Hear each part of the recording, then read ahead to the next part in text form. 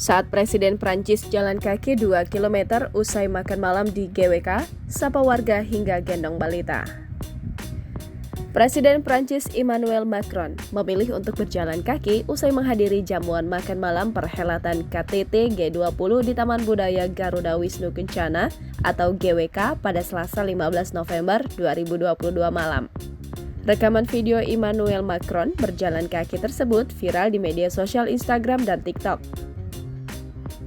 Dalam video tersebut, tampak Macron yang mengenakan kemeja warna putih berjalan kaki dikawal ketat oleh beberapa pasukan pengamanan presiden.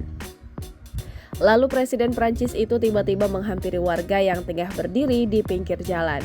Ia kemudian menyapa seorang ibu yang sedang menggendong anak kecil.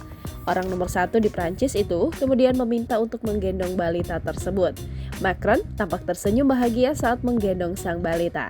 Bahkan ia sempat mengangkat dan mengelus-elus balita yang mengenakan bandana warna merah marun tersebut.